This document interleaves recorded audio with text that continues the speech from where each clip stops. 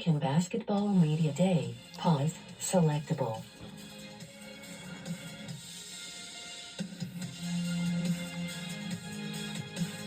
Hello, beautiful people.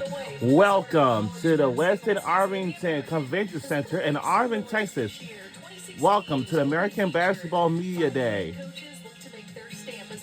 I want to tell you that we do have a lot of these teams here. Down in sunny Irving, Texas, at the Westin Irving Convention Center Hotel. Joined now by the Coastal Carolina Hall of Famer Brooke Whitesbrod, as well as the former Central Florida point guard Mike O'Donnell. I'm Brooke Kirchhoffer, and welcome to the American Basketball Media Days. Let's go ahead and take a look at the schedule that we have for you today. We are going to be kicking things off with the Memphis Tigers, followed by the South Florida Bulls, as well as the UTSA Roadrunners, Tulane, North Texas, South Florida, Charlotte will wrap us up at noon, and then we will continue afternoon with Temple, UAB, Rice, Wichita State, East Carolina, and Tulsa to wrap us up. We now welcome the newest American Athletic Commissioner, Tim Pernetti. Welcome to the stage. Good morning, guys. We're happy to have you here. Look, it's been a busy few months for you as the commissioner of the American. You've been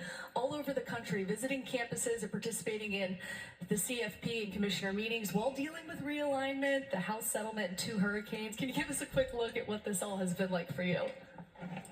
Yeah, the chaos didn't take long. It was 100 days or less. Tim Pernetti is the AAC commissioner. It's been an Let's interesting try to listen in. As I get on the campuses, and I'm still getting out to the campuses, there are so many. Everybody is dealing with a different set of circumstances. Everybody is challenged by something locally that maybe is an opportunity to try to build their program that may be different from the next campus that I visit. But I would tell you this: what I love about the conference is it has a real blue-collar lunch bucket mentality. It's just a gritty league. It really is. People are looking to fight and earn whatever is out there for them. And I personally have just been really inspired by the resilience of the group, because as you mentioned, we faced challenges already in just 100 days. We're going to continue to face those challenges. Like, that stuff is not going to stop. But it has really brought the league together, and seeing how they all operated together, even just as recently as the last 30 days, has really been inspiring to me. Tim, you talked at length about how important the business landscape and how it's changing in college athletics, and just how important leadership is. So from your perspective, how can the American get ahead of just some of the landscape that you're seeing, some of the business challenges, and as you mentioned, you're seeing workers out there. How can you help them earn and capitalize? Well, it's a couple of things that I've said to all the members when I've gone out on the campuses, which is, number one is leadership is critical at times like this. It's very easy to lament the past. And I've said this publicly, and I'll say it again. Collegiate athletics, we're in a very challenging period of time that won't end anytime soon. And the reason is because there has been a failure to modernize our industry over time. So real leadership shows itself at times like this. Real leadership is when it's hard. But as you look at the future, there's sort of 2 answers to the question. Internally, investment in athletics. And when I say athletics, people say, wow, more investment in athletics. Investment is about young people, period. Young people choose an institution because they think this place is going to give me the greatest experience that I can have. And they sign up for experience, and that's our responsibility. So investment to me is table stakes. It has to continue year over year because our job is to provide a great experience for young people. So it starts there. The second thing is reward. I think some institutions have invested, continue to invest, are creating a great experience, are achieving at a high level. And we're talking about the future and performance-based revenue sharing and trying to create incentive for our members to continue to invest. And then the third thing is, this is collegiate athletics. And I've talked to many of the student athletes here over the last day or so, and there are no participation trophies in this league. This is a group that really is out to earn it. And when they earn it, they should be rewarded for earning it. Externally, it's different. The thing that drives me crazy about this business is people are very resistant to talk about change. And whether you like it or not, we're in the midst of all this chaos because of the failure to change and the failure to modernize over a period of time. So now we are where we are. It's time to talk about change. It doesn't mean you're going to do it, but you have to talk about it. So the beauty of change is Why do private capital groups want to play in college sports? Why are there groups out there that are trying to create a new postseason in football? This thing has such power. People don't even understand how powerful it is. It has such a high affinity. That's why private capital opportunities are there. That's why brands are interested in our conference naming rights. That's why we're talking about jersey patches. Our job is to create more resources so our institutions can continue to invest in young people. So there's a lot there, but it's exciting because it's never been a time like this in the last 30 years.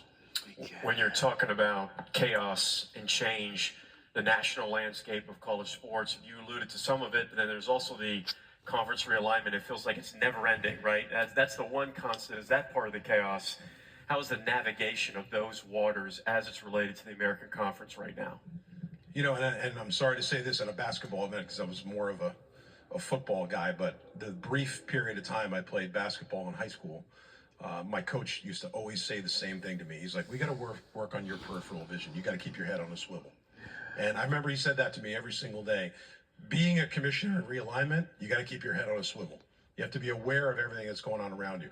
What I will tell you is I'm really impressed that our institutions that were in the middle of that made a decision to be where their feet are and to build something different. Like, that takes guts. I actually think this is the first time in expansion history that someone has turned down the opportunity to do something different. But it is chaotic. Our job as a conference, like someone said to me walking in, like, hey, congrats on that. That's the job. I don't need to be congratulated because the members deserve the recognition.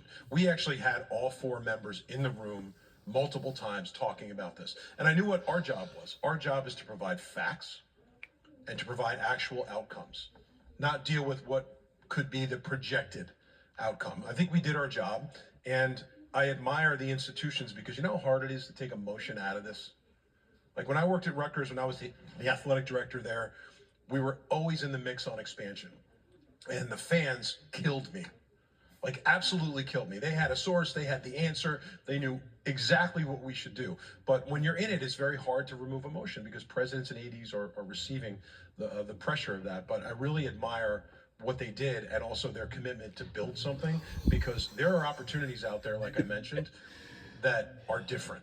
And I also think that those are about building things that could be never seen before, including building across conference lines. Stay tuned on that stuff. There's some exciting things out there. Yeah, Tim, you talk a lot about change. Speaking of new models, have you seen some of the new models being proposed for the future of college sports?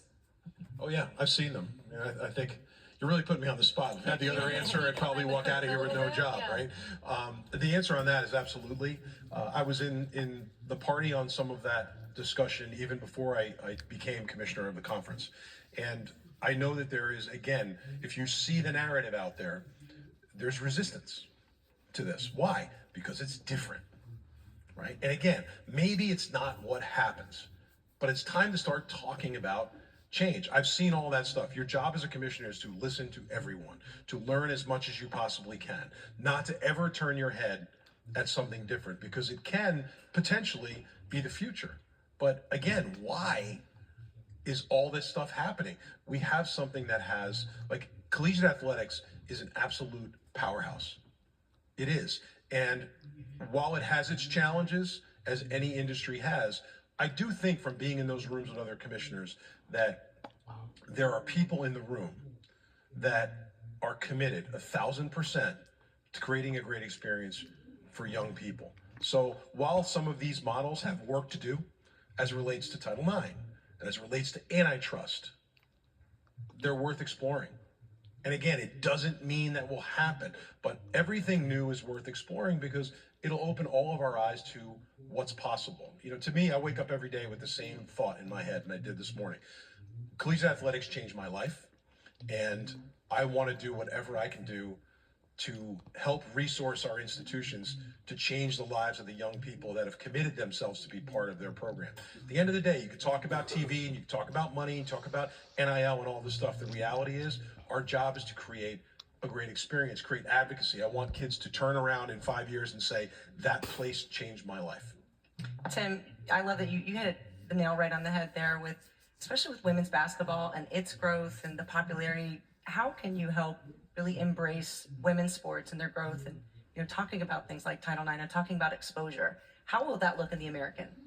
It's going to be an absolute priority in the American. I was a huge buyer of women's basketball from the beginning of my time in collegiate athletics. I had the unbelievable opportunity to work alongside Vivian Stringer when I worked at Rutgers, and Coach Stringer was not only a great coach, she was a great partner to me and really opened my eyes to what was possible. Women's basketball was the most important thing at Rutgers when I went there.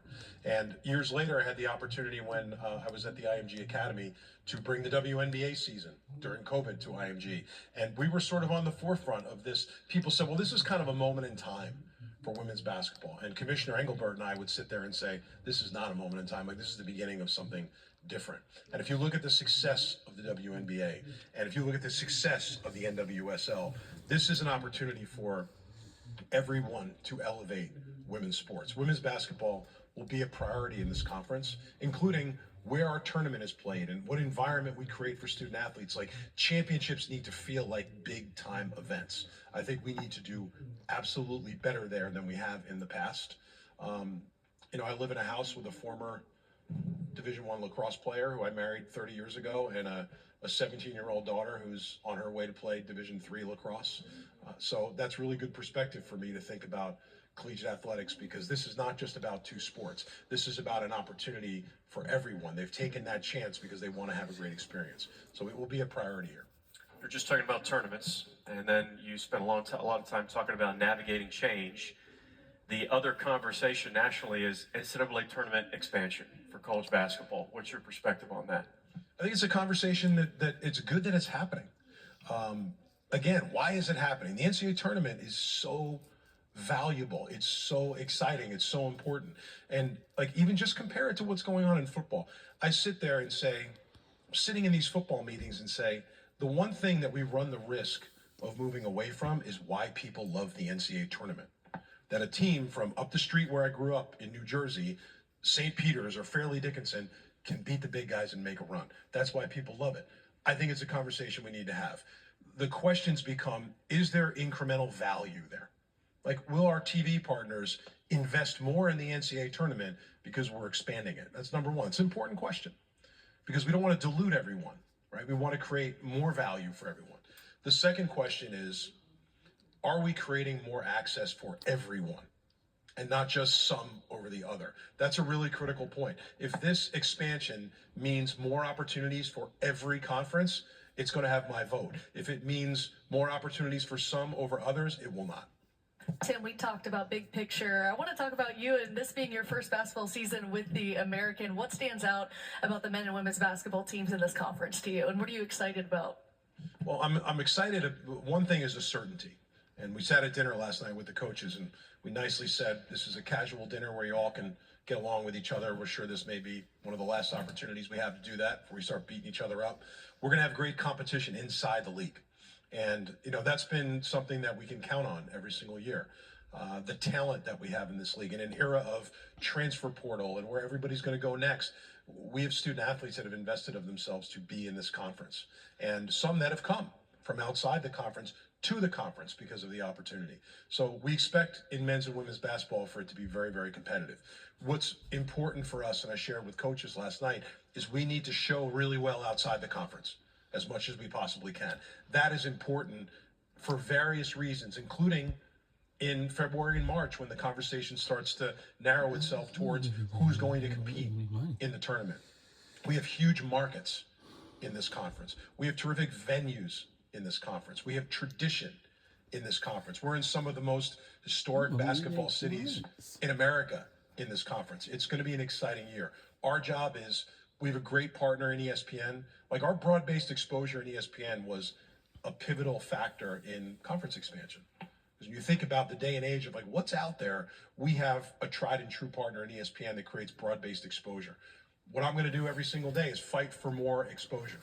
I love what ESPN does for basketball in this conference, but we want our partners to do more, and that's what we'll be focused on. Tim, with the women's, just you look at the results last year, three teams shared the champion, and then you got to the championship and a whole different team. So if we're the NCAA committee, what would be your argument for a two-bid league coming out of here? I don't think this is a two-bid league. I think it's a more than a two-bid league. And I think we will prove that over time. And I also think that we deserve that. And I'm never going to be a commissioner. I know there are others. I'm never going to be a commissioner that sits there and complains about the result. Because as I talked about earlier, and I think we have that in this conference, we got to go out and earn it. That's the reality. We have to earn it. But by being a progressive thinking conference and putting ourselves in the conversation to be more relevant more of the time, we will be front of mind. I do think part and parcel is I know how they look at these things is sometimes you look at institutions and let's look at this, look at that. I'm encouraging everybody to look at the body of work. You know, it's different when you look at the body of work.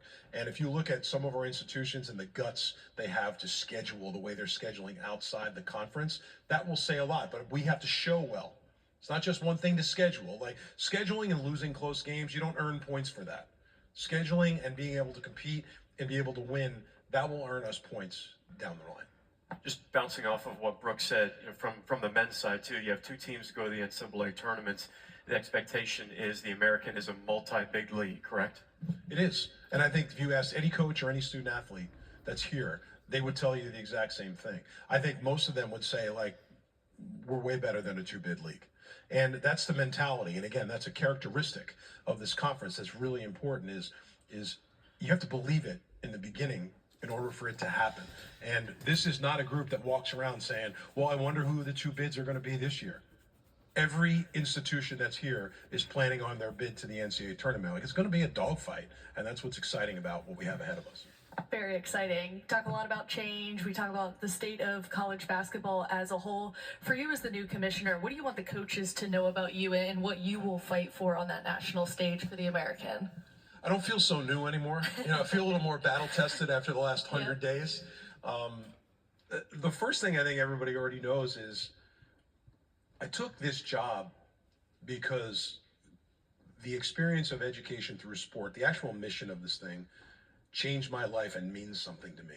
And I think in a day of talking about money and talking about NIL and talking about the transfer portal and talking about new postseasons, everybody is putting one thing more to the middle or the bottom of the list, which is the welfare of young people. And when I worked at IMG Academy, I saw firsthand during COVID what mental health looks like for kids. And it's a real thing. I was walking back last night from dinner with some of the coaches. I said, I would not want to be a student athlete right now. Not that I wouldn't want to compete again. I would love the opportunity.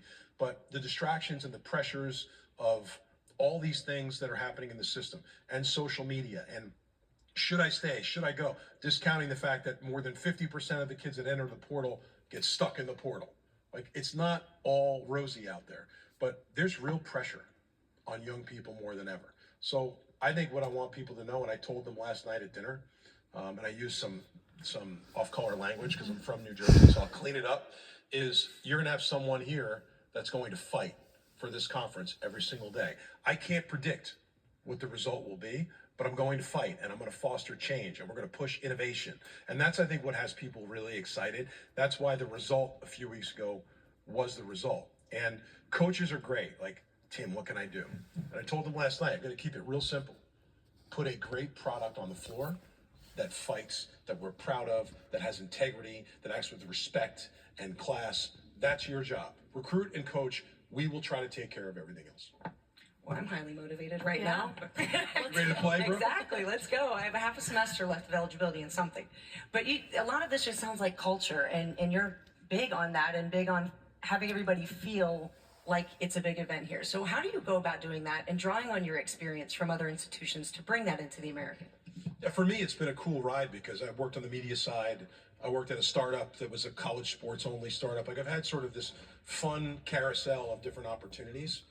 This Media Day is a good example. When I sat down with our staff and talked about Media Day, we talked about doing something different. And when our crew came to me and said, what about we put a court outside? And my answer to everything is, like, just do it. Like, let's take some risk and have some fun and do things differently. Media Day should be fun, right? Being in the room with the smoke, doing the video assets and shooting outside and playing, you know, out against your coach and doing all those things. This is supposed to be fun. Like, you can ask my staff. When I walk around the office and see people that don't look like they're having fun, I'll call a meeting and say, what's wrong with you guys? Like, we are not splitting the atom here. This is collegiate athletics. It's supposed to be fun. So our media day experience is changing to be more interactive, engaging, and fun. And I haven't met all the student athletes, but the ones that I've met, I just asked one question, like, are you enjoying media day?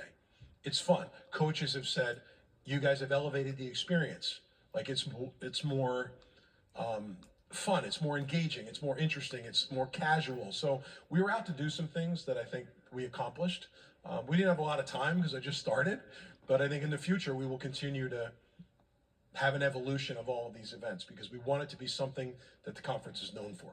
So you could kind of expand upon a phrase that you said, because I think the general sports fan who works 9 to 5, comes home, grabs dinner, turns on the TV and watches sports, is the pushing innovation side of it. And I know that's a really important thing for you. Could you expand upon that when you're talking the oversight of an entire conference, how you push innovation for something that I've been watching sports for, 25, 30 years. What does pushing innovation actually mean? Yeah, I think for the layman, it's hard to understand because they know what they know. Yeah. And the thing about having an experience as an athlete, like we've all had them, is no one really can see what goes on before the lights go on. That's the hard part. So I think, what does pushing innovation mean? It starts with having an understanding and an appreciation for what goes on when the lights are not on. The amount of work that's being done, and now we have more days where we can practice basketball. Like, it's become a never-ending cycle. For me, it's a simple answer. Like, you have to be a good consensus builder. You have to get people to believe. And when I interviewed with the presidents of this conference, I hit them pretty hard with that in the interview, and said, I think I actually said this. I said, "Do you have an appetite to get crazy?" Well, what does that mean? And you start talking about all the opportunities that are out there. And the vibe that I got from them was, yeah, like, let's get crazy. We just don't know how to get crazy. Are we going to get T-shirts with "Let's get crazy" now? I don't know. I don't think I just dropped a new slogan. No, I don't think I dropped a new slogan.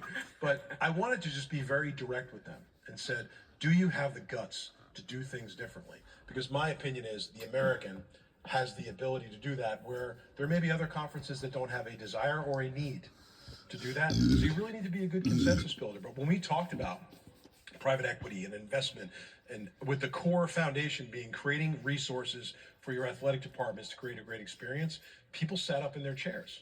So it starts with just building consensus and getting people excited. And then from there, I'll have to sharpen my consensus building skills. Like, when we get something to the line where we have to decide, it'll be a real telling moment in the conference's history. One of those experiences is the conference tournament that you mentioned. You want to make it bigger and better. I think it's fantastic that you have both the men and women's teams in one site in Fort Worth. You could get the "Let's Get Crazy" T-shirts, hang them all on the seats there. How do you looking for a side gig? Or? Look, hey. How can you make an event like that bigger? You've already pushed it a little bit forward with having both men and women. How do you take that now further? Well, I think it starts with evaluating everything. The one thing the staff will tell you is, I ask why a lot, not because it's a loaded question, but just to sort of foster people to think differently about the future.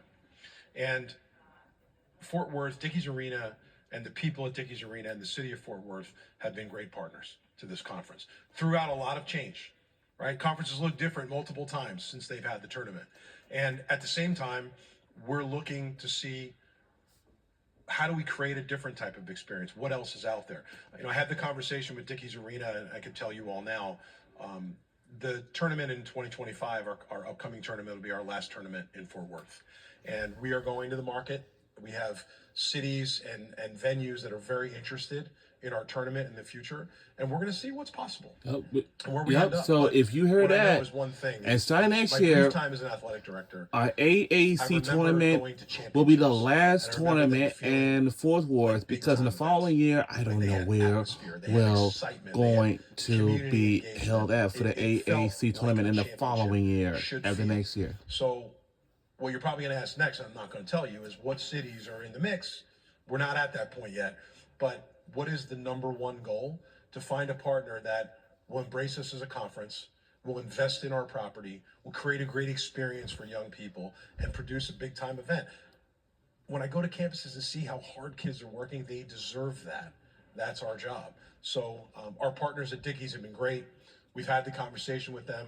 We're all in on making this year's event a great event, and then the future from there we'll see. But we have some exciting opportunities for the tournament.